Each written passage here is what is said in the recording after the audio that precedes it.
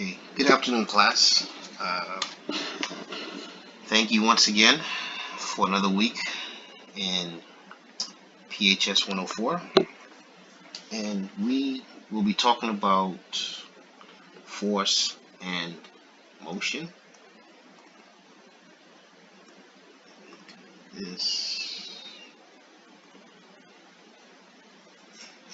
Talking about force and motion. Okay, we are in chapter 3. Okay, here I'll be covering sections 1 through 5. Thickness. Okay.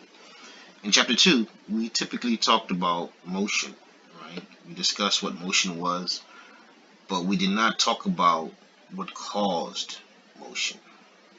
Okay?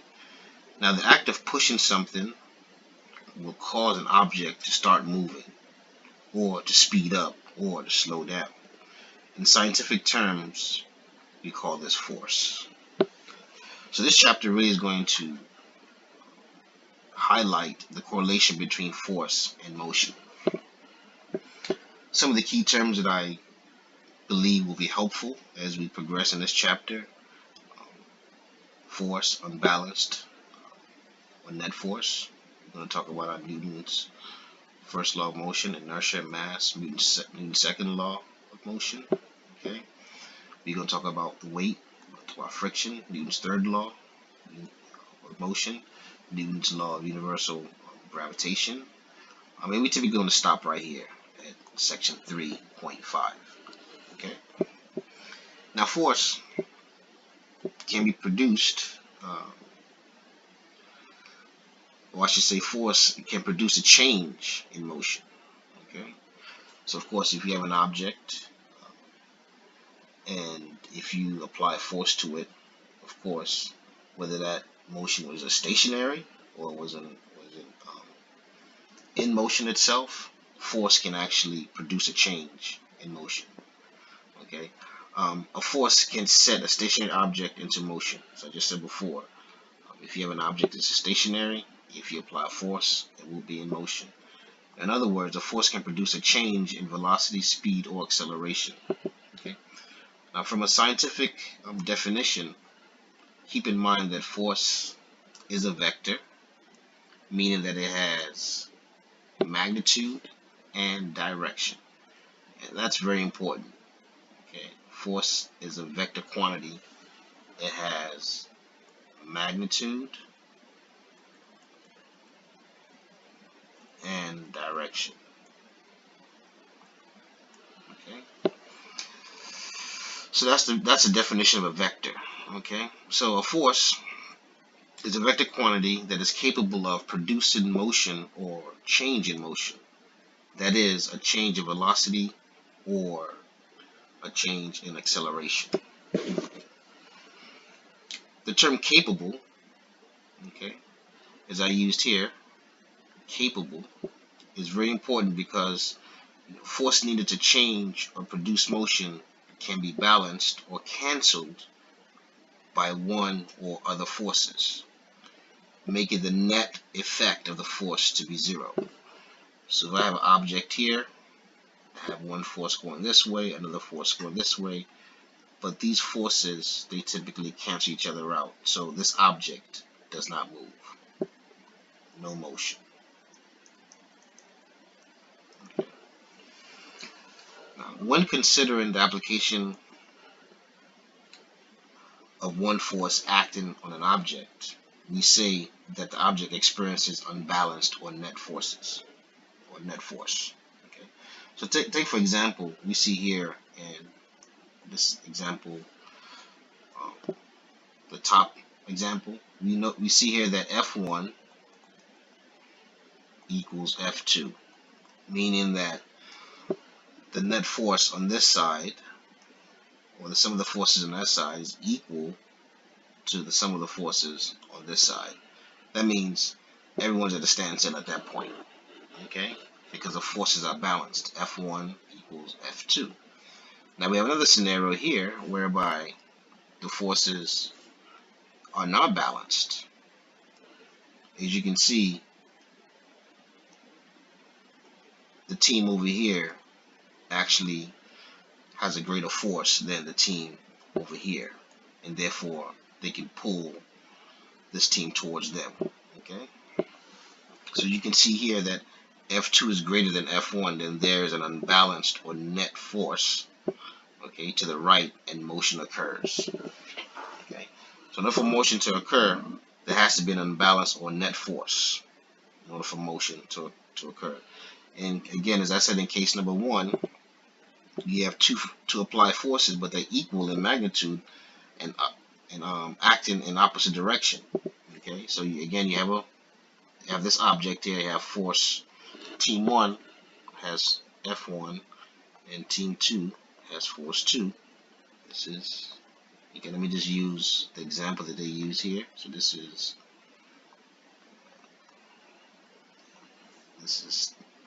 force 2. This is force 1, and this is force 2. But they cancel each other out, so this object does not move anywhere. Okay, but that's not the same in this scenario. Okay, so the difference between balanced and unbalanced forces may be exemplified in the above image, which I just showed you here. When forces are applied in equal but opposite direction, we say the force is balanced. Forces are equal in magnitude but opposite in direction, meaning that the force cancel each other out, therefore F1 equals F2. As a result, their net force will be 0, and they will be balanced. Again, as I said in scenario number 2, the forces are unbalanced, meaning that F1 does not equal F2. Therefore, there's a net force to the right, as we've seen in figure above us. Therefore, for a force to create motion or a change in velocity, there has to be an unbalanced or net force.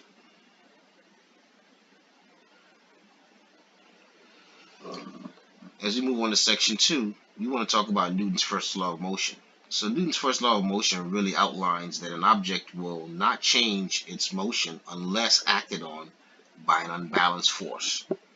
Therefore, if the object is at rest, it will stay at rest.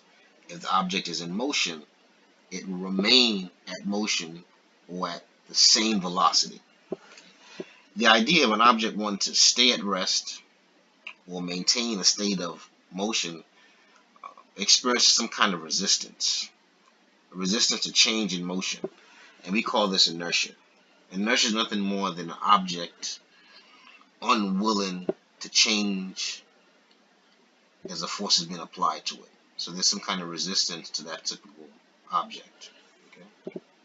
So this property has a natural frequency of an object wanting to remain at rest or uniform motion in a straight line. That is the definition of an inertia and its functionality. It does not want to move, it wants to remain at rest. Okay? So inertia can be measured as a mass. Okay? The greater the mass of an object, the greater the inertia, and vice versa. Okay? So the greater the mass, so this is 1,000 pounds, or let's say 1,000 kilograms, it's going to take a lot of force to move this 1,000 kilogram mass. But if you have 0.5 kg, the force is going to take to move that is very, very, very small. Okay. So when you consider the figure above, to help understand the relationship between mass and inertia,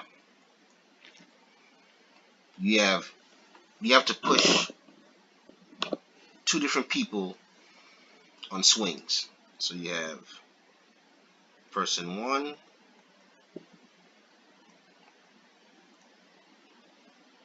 and you have person 2. So one is a large person and the other one is smaller in mass. Okay, one is a smaller mass, has a larger mass. Okay, and you'll find out that the larger person takes a lot more force or is very difficult to move. This is considerable amount of effort to overcome the resistance of the larger person, which you call inertia.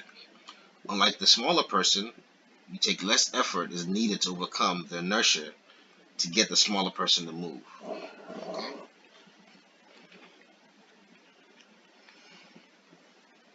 As we move into Newton's second law of motion,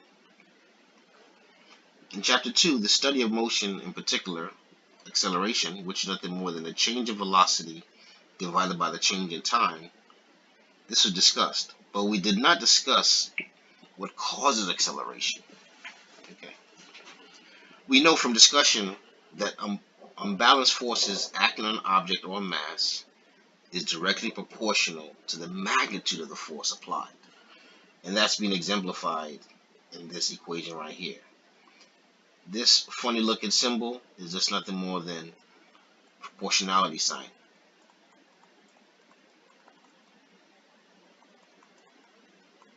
It's a symbol or sign. Okay.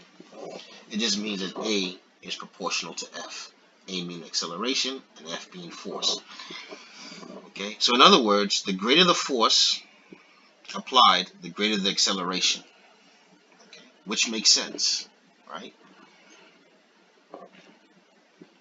Equally important, the unbalanced force that produces acceleration is inversely proportional to the mass. Okay? So as you said before, if you have a larger mass, it's definitely going to take a larger force to be able to move that mass due to the inertia. And if the force is directly proportional to our acceleration, therefore if you need a larger force, therefore the acceleration is also going to be affected as well. Okay, so just kind of showing the correlation between mass, force, and acceleration. Okay.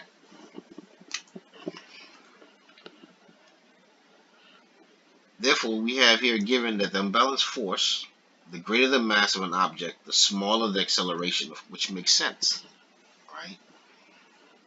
Because if you have a large mass, it's going to be a very small acceleration. Okay. Why? Because of this correlation here. The acceleration is directly, or I should say inversely proportional to the mass. Okay. So as your mass gets larger, your acceleration gets smaller. Okay. So the correlation between mass, force, and acceleration is outlined here, whereby your F is your unbalanced force, and M is your mass, and A is your acceleration. Now we can rearrange this equation to give us F equals mass times acceleration. This is what we know as our Newton's second law of motion. Okay. So in this, we see here that we have scenario 1, scenario 2, and scenario 3. Right. So an unbalanced force acting on this mass. Okay. This force is acting on this mass, produces an acceleration A. Okay. Likewise, in scenario B, we have the mass typically stays the same, right? However, the force is doubled because you have two people, right? Then we can say the acceleration will be doubled as well. Scenario 3, we have one person, however, the mass has doubled, okay, but the force remains the same. Then we can say the acceleration would be,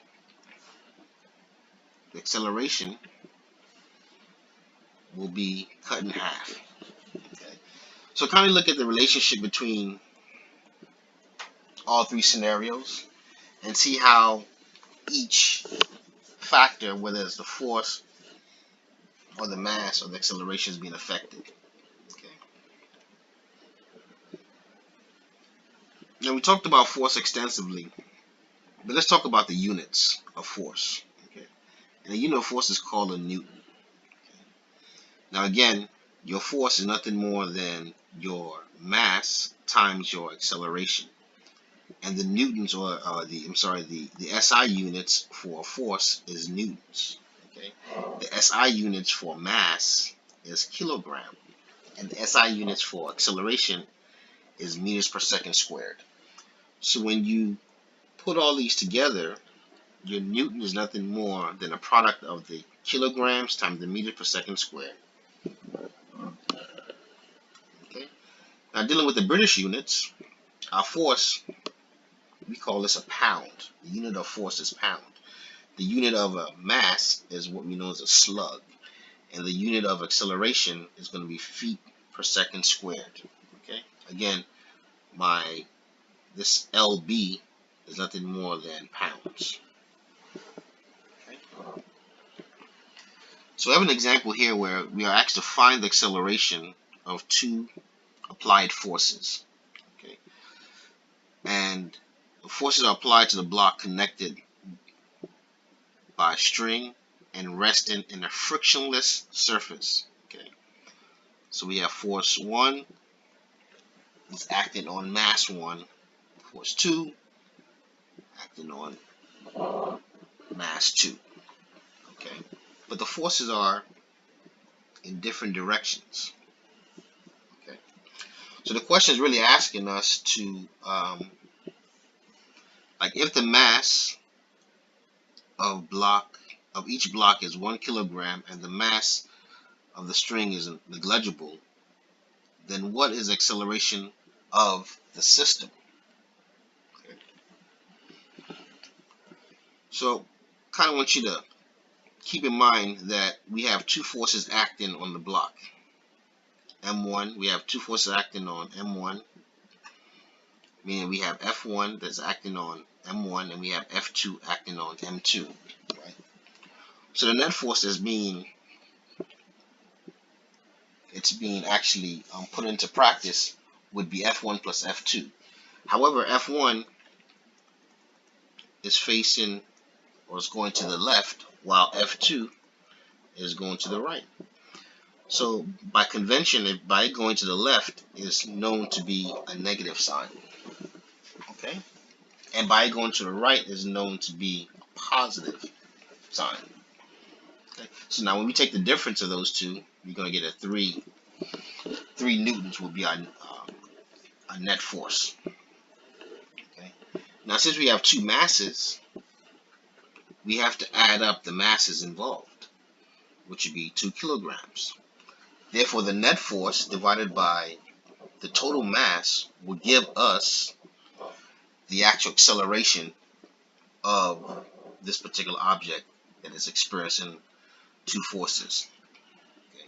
And I said before, another way of writing your newtons is nothing more than kilograms times meter per second squared. Okay.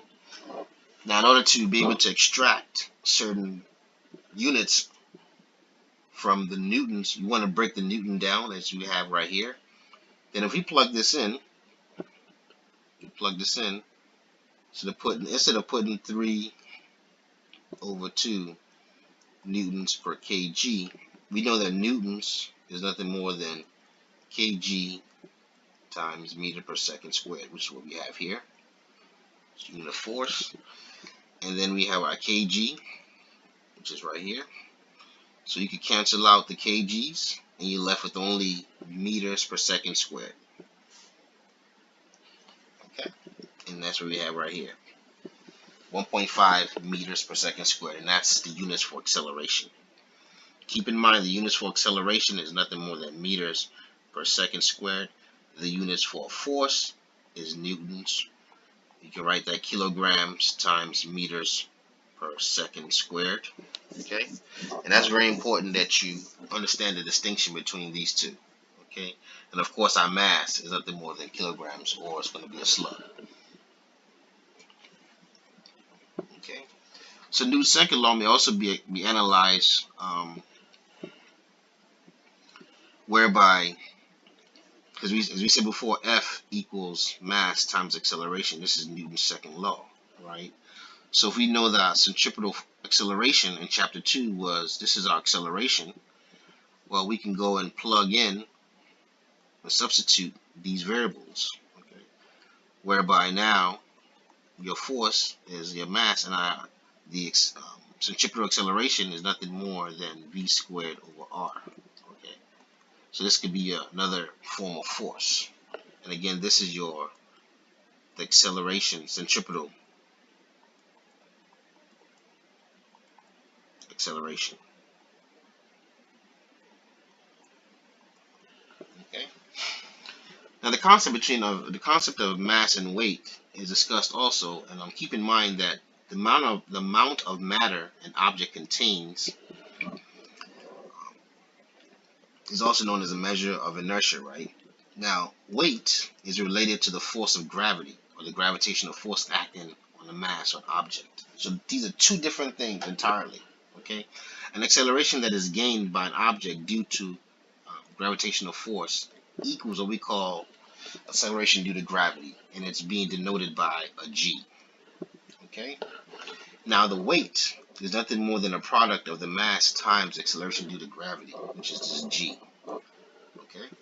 And I said before, in the SI units, the units for mass is kilograms, and the units for acceleration is meters per acceleration due to gravity is meters per second squared, okay? And that acceleration due to gravity has a constant, which is 9.8 meters per second squared. Please do not forget that. That's very important, okay? And the British units, as I said before, the mass is going to be a slug, and the acceleration due to gravity also has feet per second squared. Now its constant is going to be 32.2 feet per second squared. Okay. Now, again, as I said before, the units for weight is going to be in newtons, which is the SI units, and it's going to be in pounds for British units.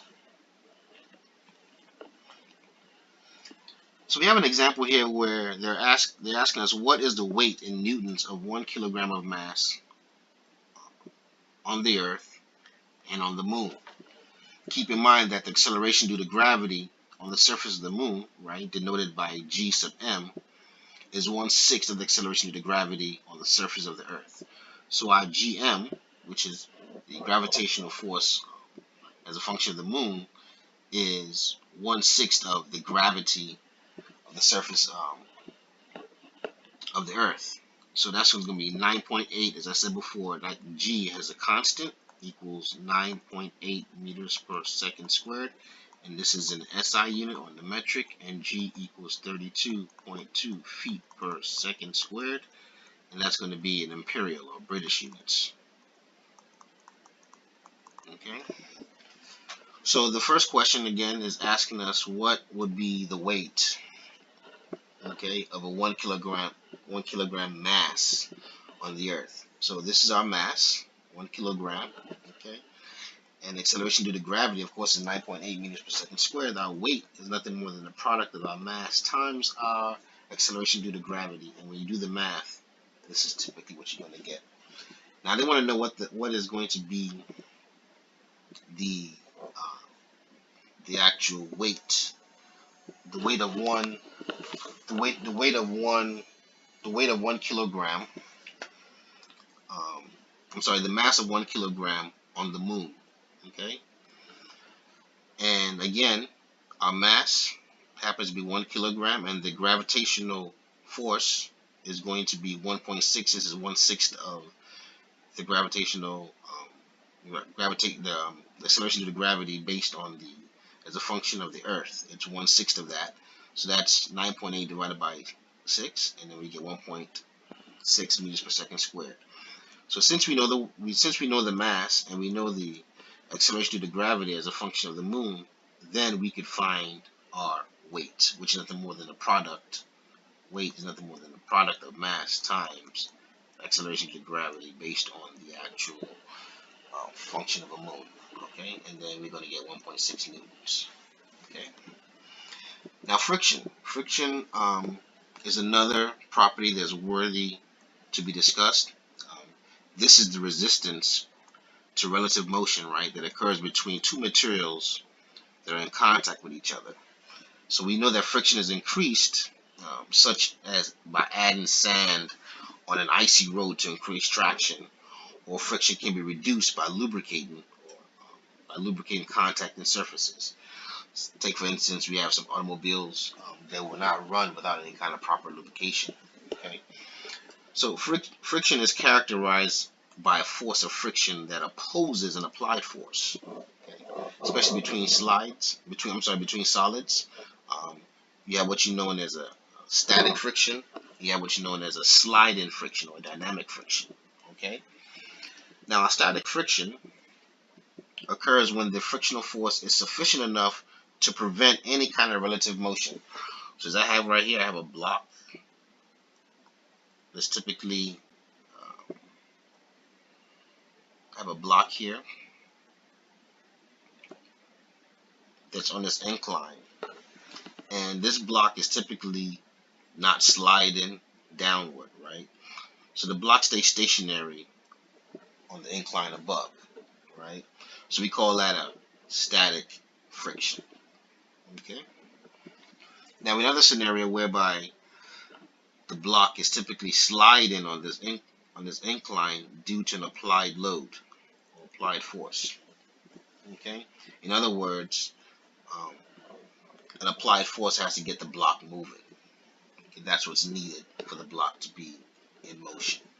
So keep in mind that the frictional forces depend on how hard or how rough the surfaces are, because you may have a surface that's slightly rough, and then when you put an actual component on top of it, due to that roughness, it may stay if the contact forces are great enough. Okay, but however, if it's smooth, of course, it will just slide back down. Okay. Now, since different surfaces are made from different materials, we have a table. We have a table. When you look in your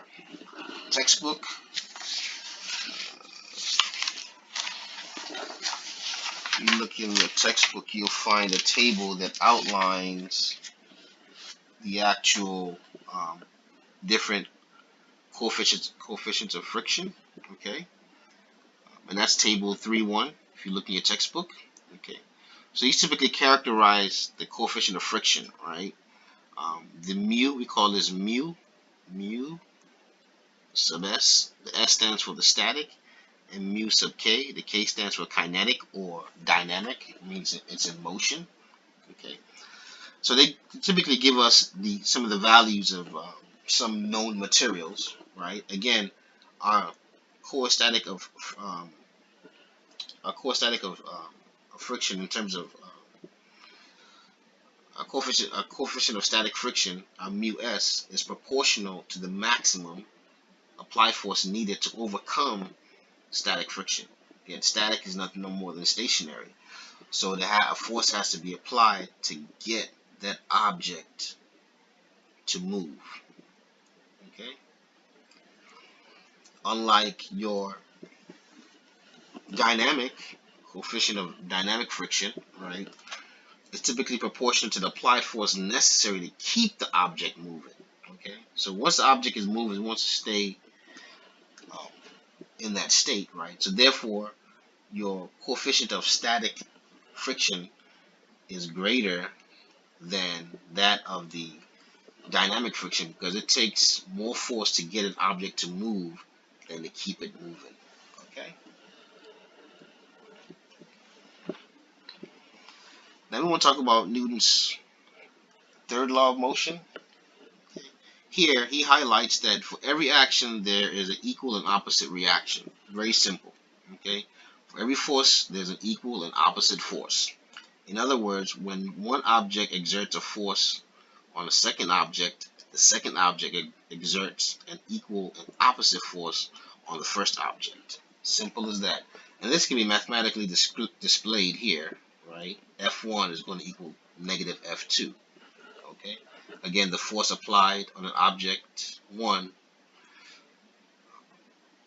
by object 2, our negative F2 is nothing more than the force exerted on object 2 by object 1. The negative sign is typically noted here that the force is really acting in the opposite direction of F1. So if F1 equals negative F2, then we could break our force down, right? Force equals mass times acceleration, right? So if F1 equals negative F2, then M1A1 equals negative M2A2. Okay. So the major distinction between Newton's second and third laws, the third law states, or I should say it relates to two equal and opposite forces acting on two separate objects.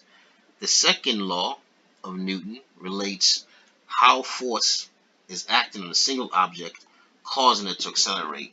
Okay, so keep that in mind. These are two different distinctions between second and third law of motion, Newton's law of motion. Moving forward to our gravitational law, gravity is a fundamental force. Right? Wherever we are, I mean, you throw something up, gravity is going to bring it down, right?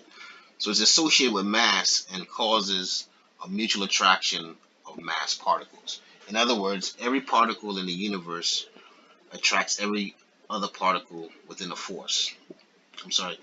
With a force that is directly proportional to the product of their masses and inversely proportional to the square of the distance between them.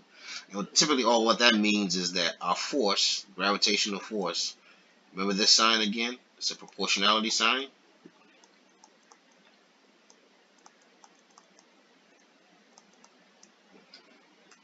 Which is proportional to the product of mass 1 and mass 2 and inversely proportional to the to its distance squared. Okay. Now, you could turn this proportionality sign into an equal sign. Okay. And in doing so, you have to implement the G, which is known as a universal gravitational constant. And this is the units right here. Okay. A very small number. Okay. So again, we have mass 1 experiences a force F1, mass 2 experiences a force F2, and the distance between your mass is your R. So again, you have two particles attract each other gravitationally, and the magnitude of the force is given by Newton's law of gravitation. Okay. Keep in mind that these forces are not they're equal but opposite. Okay. And let's go to an example whereby we have two objects with masses 1 kilogram and 2 kilogram, and they're 1 meter apart from each other, right? What is the magnitude of the gravitational force between these two masses? So we have mass 1 and mass 2, and they have a distance r between them, right?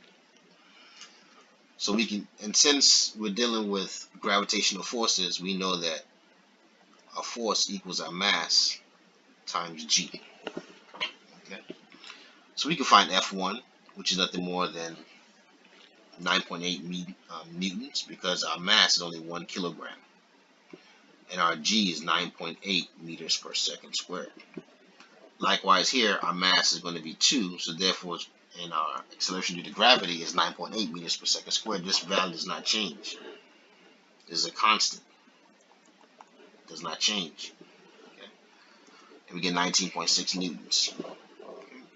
So looking at the equation of our gravitational force, once they've given us g, we know what our m's are, and we know what the radius is, we can definitely find what is a gravitational force by plugging in our numbers. Okay. So I think I'm gonna stop here, and then I'll continue to talk about solved exercises, okay, that pertain to your homework for this chapter. Thank you very much.